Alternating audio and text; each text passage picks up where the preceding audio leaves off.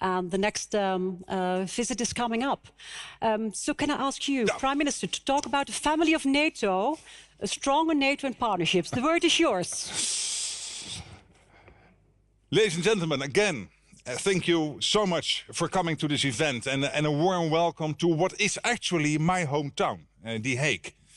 Welcome to the World Forum and this seminar on NATO's partnerships. And of course, I also would like to especially welcome Secretary General Stoltenberg for joining us via video link. Jens, it's simply good to see you. One of your distant predecessors, Dirk Sticker, was NATO's third Secretary General.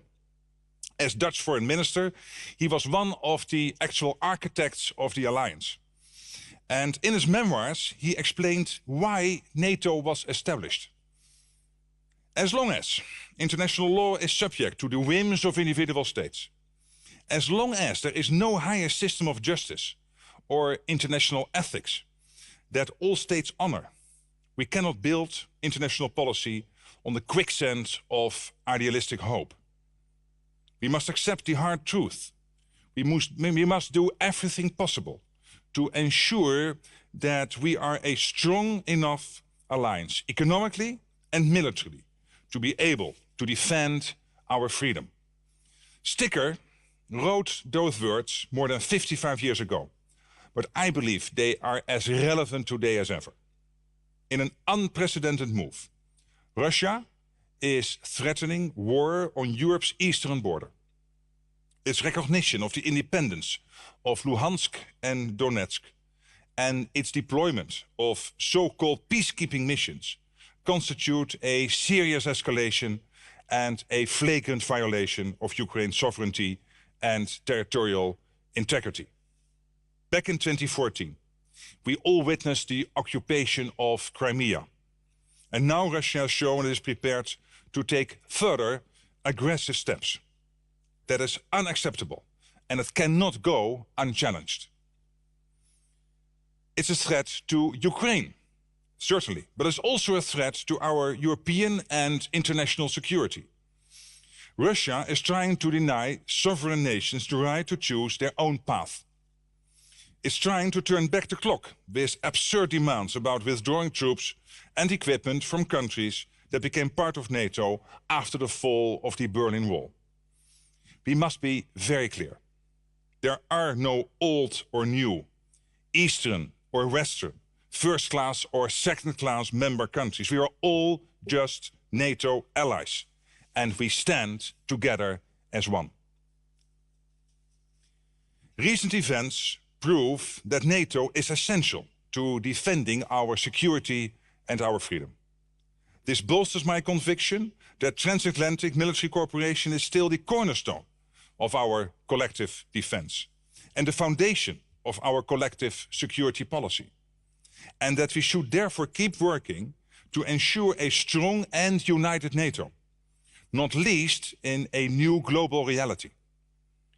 With that in mind, it is simply vital that we talk about the next strategic concept, about how to adapt our alliance to meet today's threats and tomorrow's as well. Threats that may be hybrid in nature or may not even be easily recognizable. This calls for a fresh approach, new instruments and smarter strategies, a robust plan for the next 10 years. And today, ladies and gentlemen, we are looking at one crucial element of that plan, our partnerships. Because if we have learned one thing in the past few years, it is that these can determine our success or our failure. We saw this, for example, as a raging pandemic exposed how vulnerable and also interdependent we all are. We see it in the growing security risks posed by climate change. And right now, in Russia's aggression in Ukraine.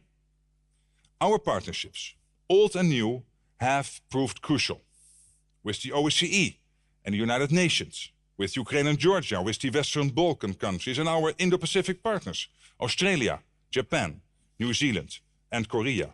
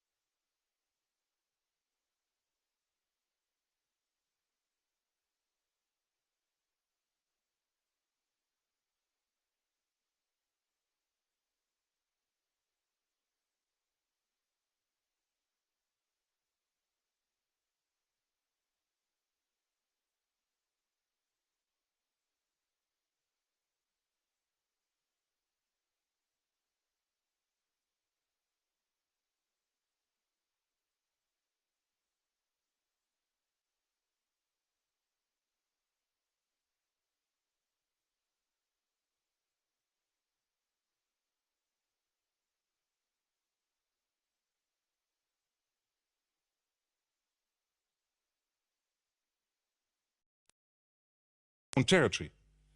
And that will also make NATO as a whole stronger. We certainly, therefore, have a lot to do.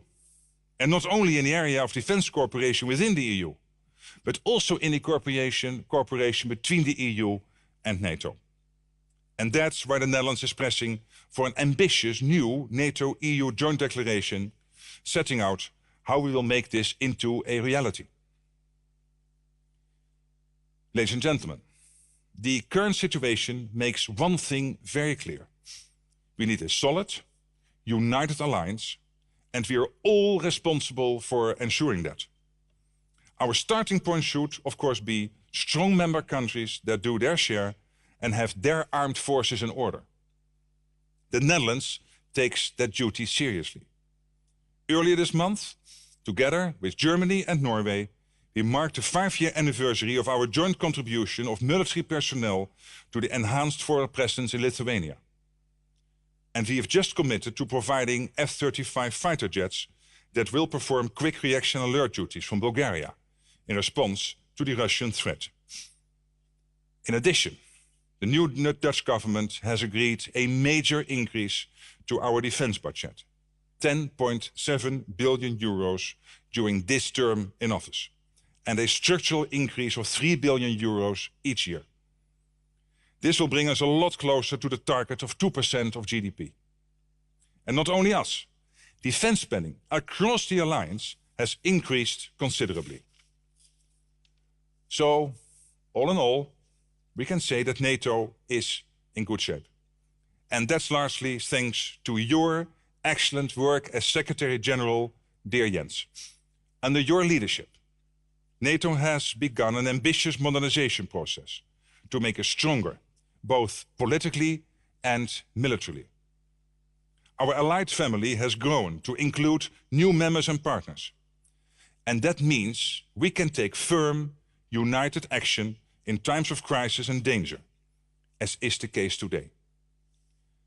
Jens, we owe you a big debt of gratitude.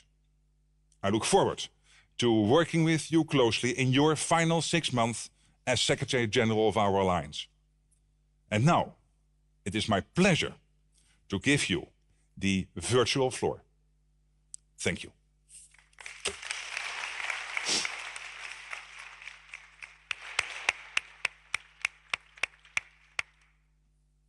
Thank you very much. Thank you so much, Prime Minister Rutte. Dear Mark, thank you so much for your kind words and also for your strong leadership and personal commitment to our alliance. And it's great to be here with you all online.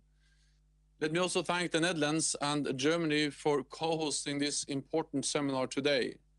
And I'm delighted that former NATO Secretary General Jaap de Hoop Scheffer is joining this discussion today. Let me also thank Canada, Italy, Portugal, and Spain, and our partners Finland and Sweden for co-sponsoring this event. This is the third in a series of 4 seminars to help prepare our next strategic concept. And this seminar focuses, as you mentioned, on partnerships. Today, we are facing the most dangerous moment in European security for a generation. Our highly valued partner, Ukraine, remains under imminent threat from Russia.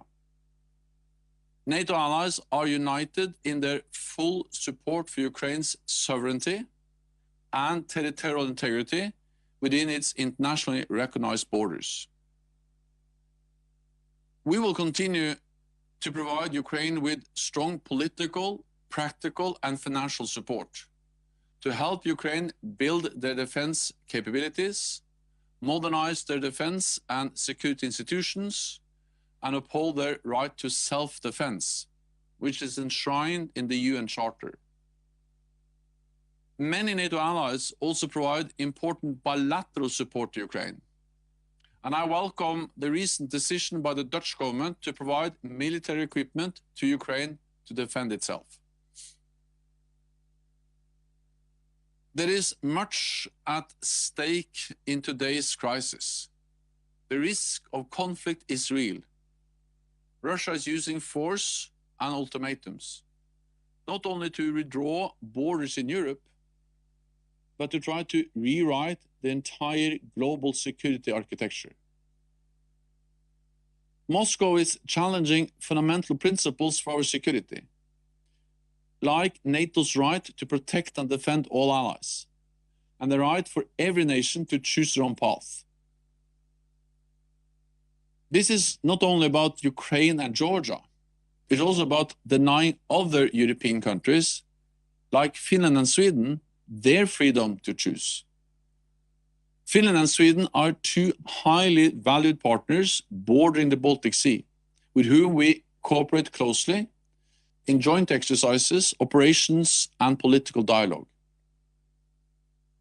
The crisis in Ukraine underlines the importance of cooperating with our partners to defend our shared values and security, not least with the European Union. We are working closely together on the current crisis. I speak regularly with my EU counterparts, and NATO allies, including Canada, the United States, the United Kingdom, are coordinating with the European Union on economic sanctions, as we saw very clearly yesterday. NATO and the European Union are two sides of the same coin. We have different roles, remits, and membership, but what we do is complementary. So while the EU is strengthening all the tools in its toolbox in respect to the current crisis, NATO has enhanced our deterrence and defense across the alliance, with more troops, ships, and planes. We have significantly increased our military presence in the east of the alliance, and we are ready to do even more. I welcome, as you said, Mark, that the Netherlands has increased the readiness of its forces for the NATO response force. It is sending more troops to our multinational battle group in Lithuania and more fighter jets to Bulgaria. This shows that the Netherlands is a highly valued and very committed NATO ally. Beyond the current crisis, NATO and the EU are cooperating in many other areas, from cybersecurity to stability in the Western Balkans and maritime issues in the Aegean. We have lifted NATO-EU cooperation to unprecedented levels in recent years, and our ambition is to go even further in new areas like resilience, emerging technologies, and the security impact of climate change. The Netherlands has been a key driver of closer NATO-EU cooperation, including on military mobility. And I thank you, Prime Minister Rutte, for that. NATO's partnerships are fundamental to our ability to preserve peace, promote stability, and increase security for all. They are a two-way street. They help us all adapt to a more contested and competitive world. Over the last 3 decades, NATO has built a broad network of partnerships with countries and organizations near and far, from Finland and Sweden to Colombia and Mauritania, and from the Mediterranean to the Asia-Pacific region. After the fall of the Berlin Wall, NATO's partnerships helped to spread freedom, democracy, and security throughout Europe. Since the 1990s, NATO's operational partners have helped increase stability beyond our borders. And NATO's partnerships remain essential as we continue to adapt to a more dangerous and competitive world today. We also work with many other partners, for example, with Iraq, and our partners in the Middle East and North Africa, to stabilize our neighborhood and fight international terrorism. Through our NATO 2030 agenda and the next strategic concept, we are significantly stepping up our training and capacity building support to partners in areas like counterterrorism, crisis management, peacekeeping, and defense reforms. We also want to deepen our existing partnerships and develop new ones, to work with like-minded countries to address the security implications of a more competitive world.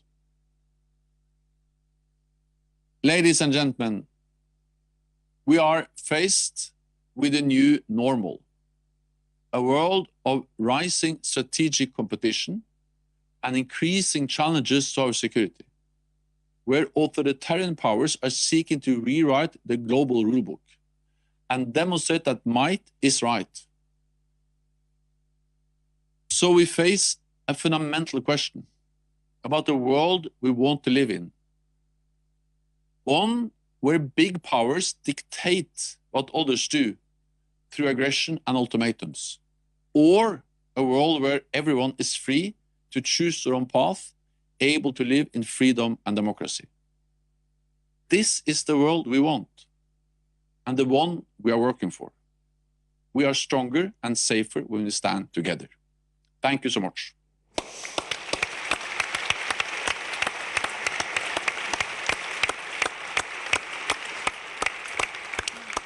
Secretary General, thank you so much for your strong and clear message. And I would like to say to Mark Rutte, our Prime Minister, your message is clear, is strong, and you gave us a lot of fruitful thought in this afternoon's discussion with the audience. Once again, thank you very much to both of you, but to you as well from Brussels. The fact that you're taking time today underlines once again the importance of you as the Secretary General of NATO for the audience. So once again, all the best. Wish them for these days. Thanks, Jens. I'll speak to you tomorrow. Thanks again.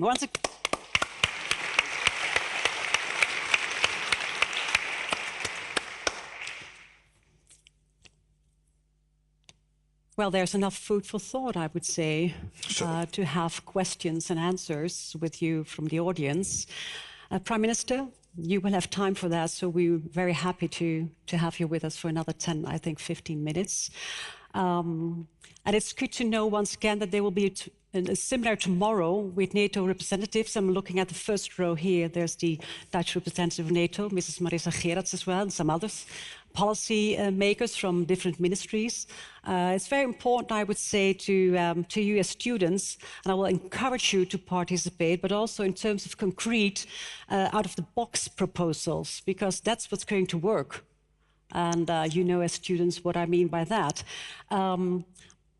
Saying that and knowing that a few of you will have questions, there's always not a time limit because there's so much time today, but I will give you 30 seconds. And I assure you, I assure you, you can do that, and I assure you it's long enough for good questions.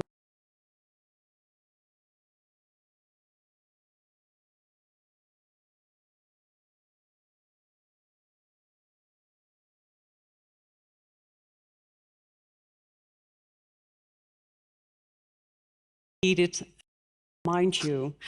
As I already mentioned, there's a group of officer cadets up here. Where are you? Ah, look at, there's a huge group. Can I just ask you for a first question? Whom of you is going to ask a question? Hello, could you please say your name? Good afternoon, my name is Hanneke Oenema.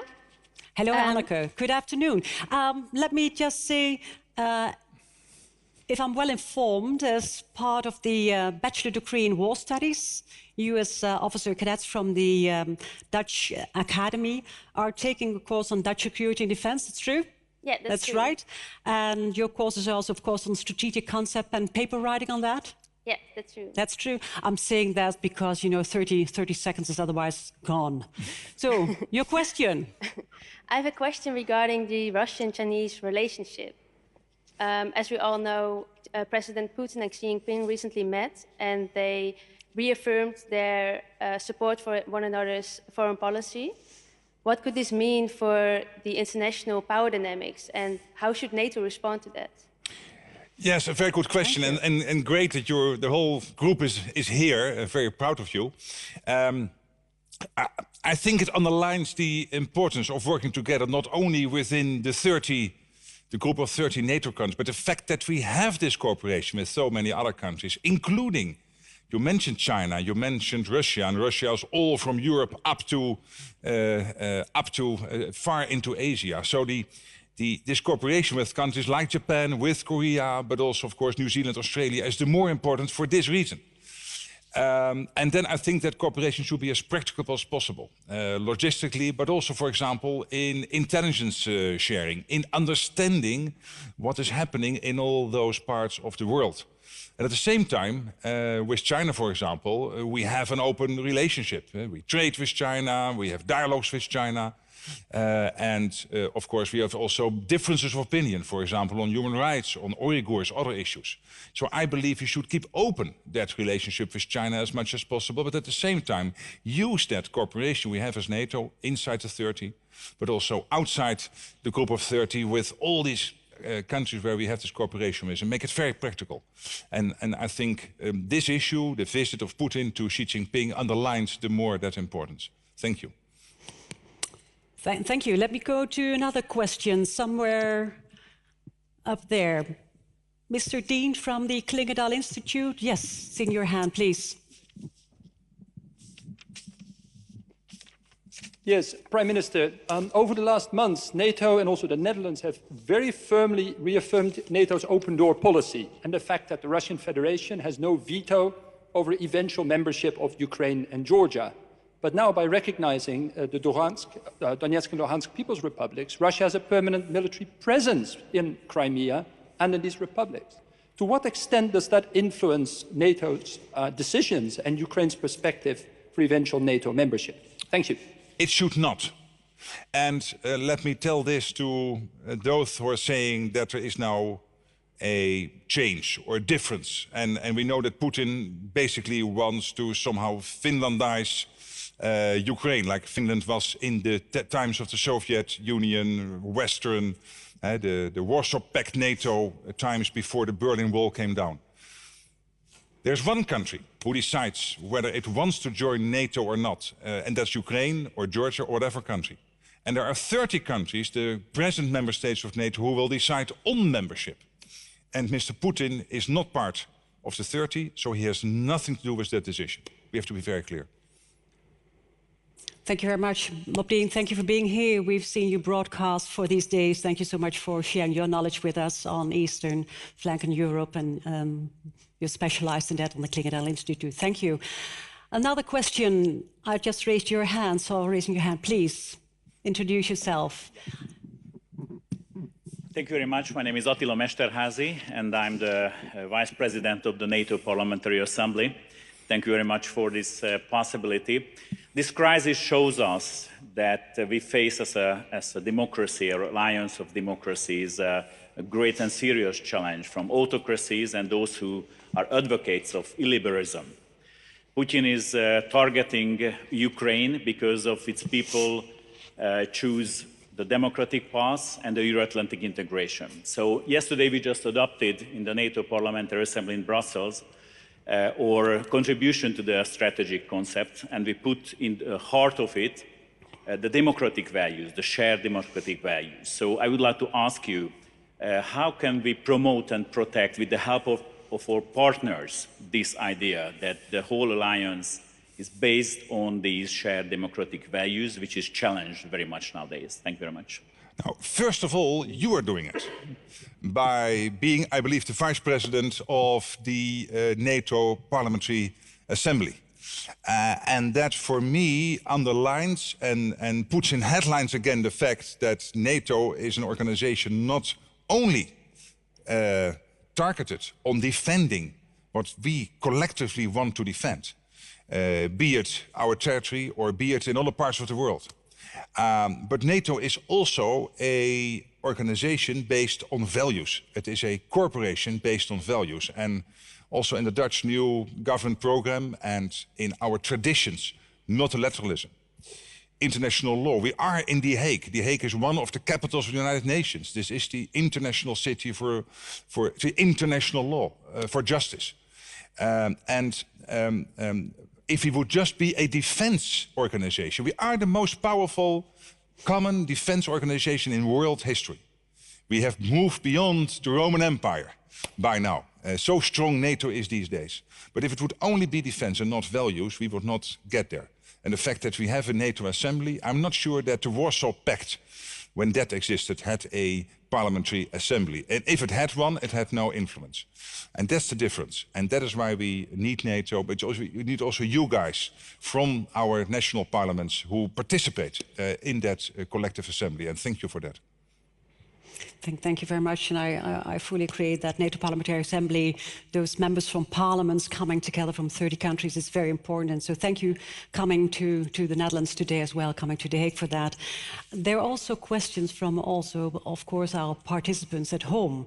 And because there are a lot of people, as I already mentioned in the start of the event, looking from home. As we all know, participants at home, they don't see them, but they do have questions.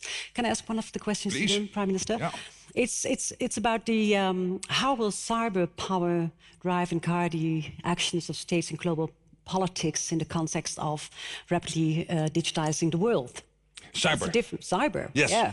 Well, and I think that's also one of the reasons why we need this new orientation in the next 10 years. And the work Erne Verhagen and the whole group working on the strategy have focused on is, of course, on the importance of doing more collectively also with our partners outside the NATO 30, but also focusing on hybrid threats, on cyber. And clearly this is not new. I mean, we know it's there now for 10, 20 years. But I think we do realize that we need to do more there. And in that sense, I'm happy that this new strategic orientation of NATO is very much focusing also on these new, not new, but emerging and constantly changing threats. And when we look today, there was just this report coming out of Ukraine that government websites and most of the regional websites in Ukraine hosted by the government were not accessible. Well, of course, this is probably a technological failure. It has nothing to do, I guess, with the speech Putin gave on Monday. But let's assume there is a connection. Then it shows you only how vulnerable we would be if we would not do more in this terrain. And I know that, for example, David van Wil, the Deputy Secretary General, is working on emerging disruptive technologies. And how can we also have the technological answers to this? And how can we make use of the best people, be it around Eindhoven, be it around Grenoble, be it around the West Coast in the US, or wherever in NATO territory, to make sure that we have an answer also to these emerging technologies, also from the business perspective. And particularly young students as well, of course. Without them, we would be simply dead in the water. Knowledgeable as all of you are, particularly on the new issues. There's room for 2 more short questions. Yes, please, up there. Mr. President. Your name and affiliation, please. I'm Slava Krieger, from Second Secretary from the Russian Embassy. And I wanted to ask you, recently we hear more of personal accusations and attacks against our president, Vladimir Putin personally. Why using such a simplification instead of trying to analyze clear Russian national interests? Thank you. Yes, well, that is a fair question, and I value your presence here today, and the fact that you raise that question. I have had many dealings with Vladimir Putin. When I came into office, I visited him, he visited me, and we built a good personal relationship. That changed, of course, with Crimea in March 2014. And it changed completely after the downing of flight MH17 in July 2014. And still after that, we had many conversations, most of them in German, when we met in international conferences, and we had a chance to talk particularly about the follow-up of MH17. And I think here's somebody who understands clear language. And we have seen that in his speech of last Monday. So I don't think he will get frightened by some strong language. I think he understands that, and it is the best way to deal with the Russian president. So I will continue to do that. But thank you for the question. Last question for the Young Atlantic, somewhere. The Young Atlantic, where are they? Yes? Please, raise your hand. Thank you, Prime Minister. My name is Koen Meijering, the chairperson of IATS Netherlands. Jason? No, Young Atlantici. Young Atlantici. Ah, Young Atlantici, great. You spoke a lot about European, EU and NATO cooperation in your short speech. I was interested to hear how would you think the EU can step up their game in defending our continent? Thank you. Of course, we need to do more, as I said, on PESCO and other projects. We work together on military mobility and so many other issues where I think the EU could pull more together to leverage more from the collective capabilities we have as a European Union. And that is on the defense side. And as Jens Stoltenberg was saying, complementary to what we do collectively in NATO. The EU is, of course, first of all, a common market with a common currency and, like NATO, common values. And what we need to do more and better, I think, on the European side and within the European Union is to leverage that part of our assets. To have a higher level of collective wealth creation, competitiveness, etc. And I believe there is so much more we can do, because if we are economically and military more successful as a European Union, of course, primarily focusing on the economic and trade side, then the impact the European Union will have on the world stage will be bigger, because we are more relevant. And that means that we should, of course, stick with the powers of principle, but we should work more on the principles from the principles of power. And that means also using our worldwide leverage in terms not only of our economic strengths and trade, but also our collective development aid spending, how we can make sure when we close trade deals with other parts of the world that we uphold our standards. I believe we are doing that better, but still I believe we can do more. So yes, it is working collectively. All the European Union countries were also part of NATO, but also the others. To work on our collective defense, complementary to NATO, but also to be first class as the biggest world trading bloc, being much more effective in leveraging that strength than we are doing currently. And I think we can do more. And I will probably early March deliver a speech where I will talk about that aspect and how that will connect to our power base. So thank you for that question. Thank you very much, Prime Minister Rutte. I think it was a short time, but a lot of questions, and there's a lot of influence from you taking to the strategic concept in March. And I'm a strong believer, Prime Minister, that this will be the last time you can discuss with students the strategic concept. Absolutely. Because I'm sure that some of the organizations around here, from the youth organization, student organization, will invite you to deal and to discuss with you the concept again. I would love you emphasized very much on stronger NATO and partnerships. You were very much clear in that. So thank you for that. And we wish you all the best and wisdom as well. And thank you again for thank you for she is one of the was one of the senior members of parliament. Thank you for you hosting these events. Thank you for being Applause here. for you. Thank you for being here, Prime Minister. Thanks. Hey. Dank je. Fantastisch. Dank je wel. Dank je wel.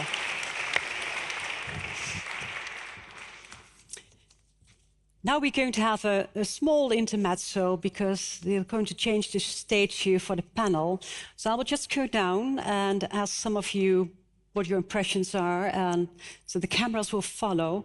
You know, this is always kind of sneaky how this is going to work out, because there's a camera, and participants at home, they might like the color purple, but they might not like my bag and everything, so I'll just try. Okay, I'm so happy to see the delegation of the NATO Parliamentary Assembly, because it might that not all of you know how much important it is with 30 countries to have parliamentarians gather together and come together and share, you know, their views. As a former member of parliament and NATO Parliamentary Assembly, I know how important it was for me to meet my colleagues from Estonia, from Finland, from Spain, and all over the world, because through their eyes you see the world. You know, living in the Netherlands, going from north to south in 3 hours and from west to east in 3 hours, we think we know the world, but it's going to be very different. Can I ask you, Rutte Kolen, you're a member of the... Could you please stand up that they can see you? And they like your bag. Yeah, no, they can see you. I think they can see you. Rutte Kolen, you're one of our senators. You're a member of the NATO Parliamentary Assembly. You're also a professor at University of Leiden. What is your reflection on what's going on? And well, you get 2 times 30 seconds. Well, I think it's a great time to have this meeting here in these very difficult days today. A meeting about NATO, and what I heard in the speeches of the Secretary General and the Prime Minister, but also the question of the young Atlanticists, is the importance of collaboration between European Union and NATO. And there are sort of two sides of the same coin, as the Secretary General said. Still, there's a lot of things to do, I would say. We talk about the strategic concept and partnerships between NATO and other countries, but at the same time, European Union is also preparing its own strategic compass in the next few months. And we think that they are can be put together easily, but there are some differences between them. And my wish would be, also for the discussion about a strategic concept, is that how to include also the ideas of the European Union with its own strategic compass, with strategic autonomy for Europe, and how that relates exactly to the NATO. For example, if you look at the Western Balkans, it's so important these days that the security is there and that NATO collaborates with them. But there you have some differences. Some countries are partners of NATO, some countries are not members of the European Union. And there's a lot of work to be done also to secure security and defense in the Western Balkans, which is also important for us. Thanks so much, Ruud Kohler. Can I give the word to Hendrik Blidal, who is also here. He's the Deputy Secretary General of the NATO Parliamentary Assembly. So he's the one actually who can reflect, if I may ask you, to 30 countries. Yeah, thank you, Angeline. First of all, glad to be here. Thank you. I didn't know you were here, so good to see you again. The other thing that is really good to see, because the Assembly has put a lot of effort into this, is reaching out to students, to younger generation, to explain what NATO is, what we do, what it is, what it is not, what we stand for, because we are an alliance that stands for something. We stand for values, and it was good to hear all the good comments about shared democratic values, because that's what brings us together. We are an alliance that is not just an alliance that doesn't like Russia. We are an alliance because we are founded on values, and that's what brings us together. So that was great, and we are advocating for a center for democratic resilience to bring even more democracy and shared values into NATO. So we're looking forward to that when we send our comments to the Secretary General and the countries. Thanks very much, Thanks very much. Ladies and gentlemen, now we will go to the second part of this event. And I would like the panelists to come in. Please, join us.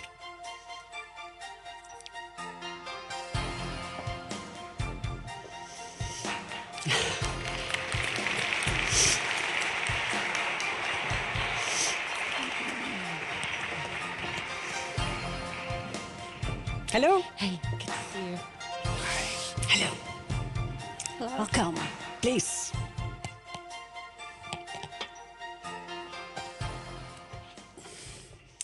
Well, Mr. Jaap Scheffer, you just mentioned that the power of politics in European DNA, the Prime Minister said. You will come back to that, I'm sure. Well, we already mentioned that there's serious threat going on in the world. We just discussed that, and we heard that through the speeches of the Secretary General and the Prime Minister. And let me say, we are all delighted to present to you a panel of 4 strong, independent experts from universities and think tanks.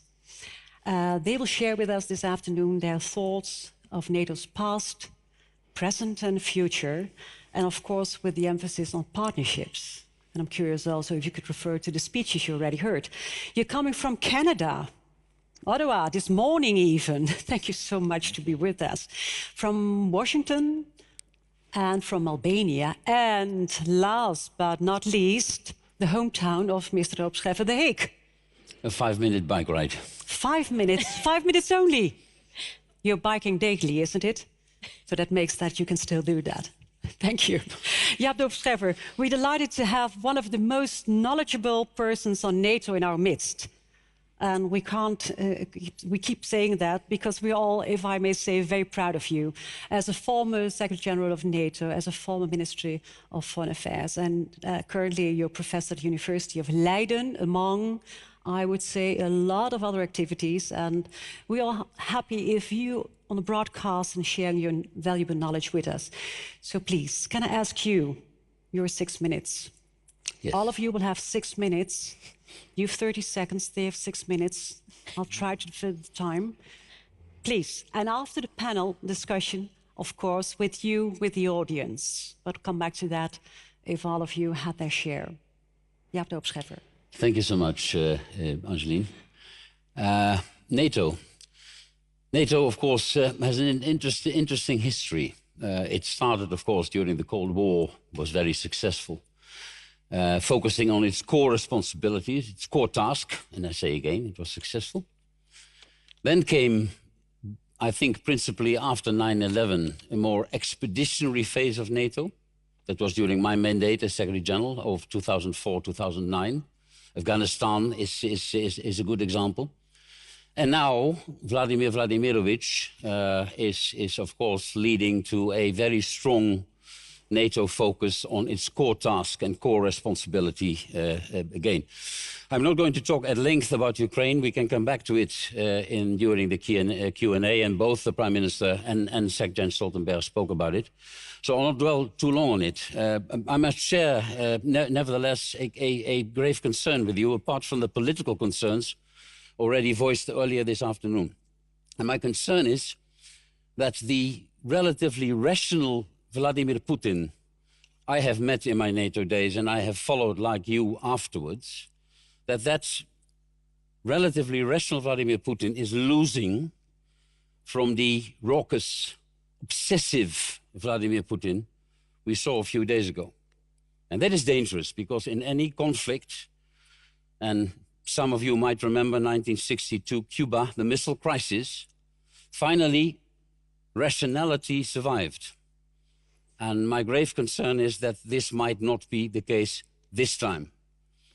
A second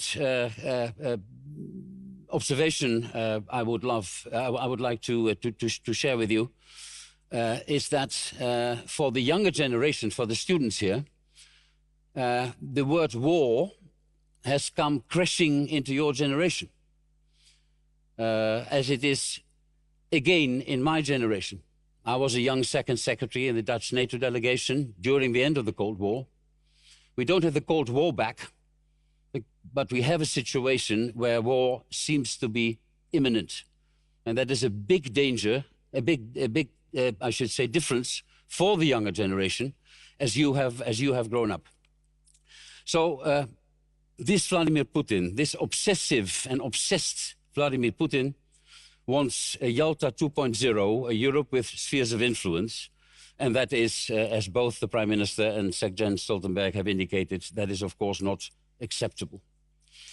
Two partnerships. First of all, NATO should adopt and is adapting to a two-superpower world. We have all grown up with a one superpower world, the United States of America. We now have clearly two superpowers. And the question, and that's about partnerships, of course, is how global should NATO be? How global should NATO want to be? Yes, and we'll hear more in detail at a later stage. It is, of course, important for NATO, and it was mentioned, to have serious political discussions with countries like Japan, Australia, the Republic of Korea, New Zealand, and let me also add India. It wasn't mentioned yet, but India, as China's big regional rival, is a nation, the biggest democracy in the world, we should pay more attention to. Of course, that political dialogue. But when I ask myself and you the question, how global should NATO be? It is also about the question, should NATO as an alliance patrol and guarantee freedom of navigation in the South and East China Seas? Should NATO do that as an alliance? Or should individual NATO allies do that? As we saw a few months ago, when the Queen Elizabeth, the British aircraft carrier, was doing a freedom of navigation operation in that part of the world, accompanied by Dutch and other NATO frigates. A very essential question for NATO. I think if I would ask this question in the United States of America, the jury would still be out.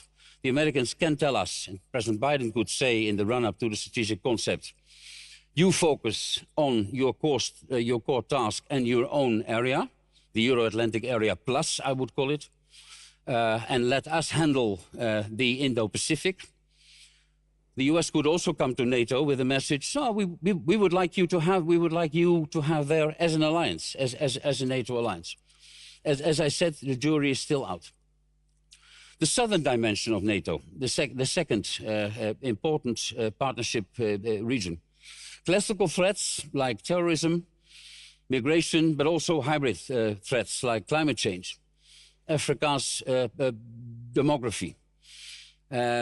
NATO there, and then you have, of course, the Mediterranean Dialogue and the Istanbul Cooperation Initiative.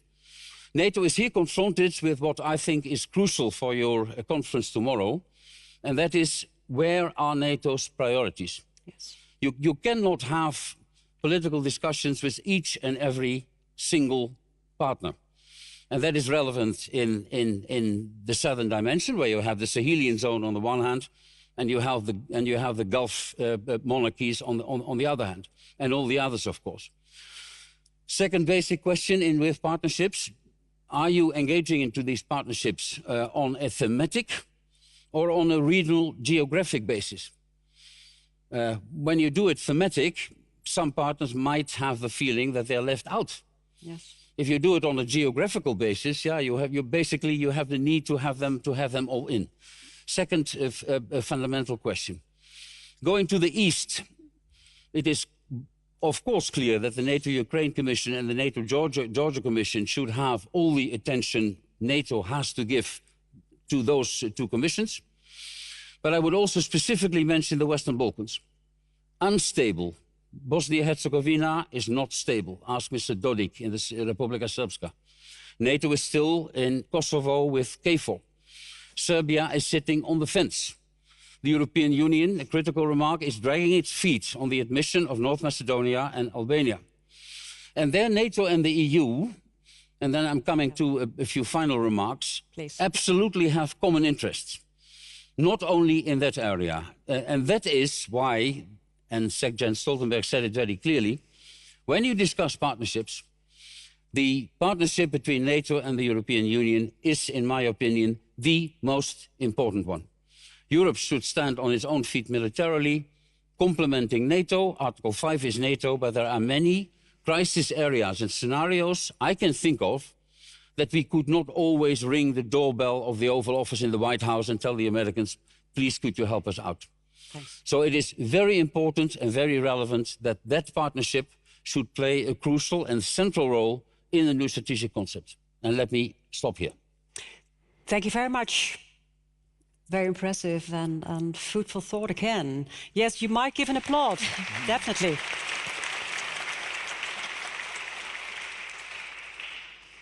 Thank you so much. Lauren Speranza, as I'm well informed, you're just coming from the Munich Security Conference?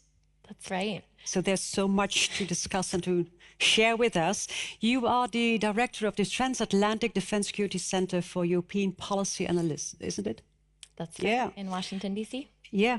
You're from Washington, D.C. You also contributed to the expert report 1+4 with the recommendations already to the strategic concept, isn't it? So you're very well informed and prepared for it as well. And your extensive portfolio on publications on deterrence, hybrid threats, NATO and defense technology. The floor is yours. 6 minutes, please. Thank you so much. It's really an honor to be here with so many distinguished panelists and guests. I think we already have a great foundation about partnerships going in our discussion, but I thought maybe I could just zoom out for a little bit to talk about, you know, why do we do these partnerships? And I thought I could offer some ideas and recommendations from the report, which you mentioned. I'm part of this task force back in Washington with Val and some others, led by Dan Hamilton. And the report that we just released talks a little bit about how to think about partnerships in this era. And the first thing is kind of organizationally thinking about what types of partnerships we do. And there is a first group of partners that you could think about as countries that might like to become members of the alliance one day. So Ukraine and Georgia, of course, come to mind. And for them, you know, partnerships are a tool to help them prepare for eventual membership. And here, I think it's really terrific to highlight that it's so wonderful that nations are lining up to join the alliance, and nobody is lining up to join Russia in that way. And this really just underscores the importance of the alliance and its enduring relevance. Nobody at the Munich Security Conference was talking about NATO being brain dead anymore. The relevance is really palpable. So these partnerships are a way for countries to continue modernizing and working towards this goal of a Euro.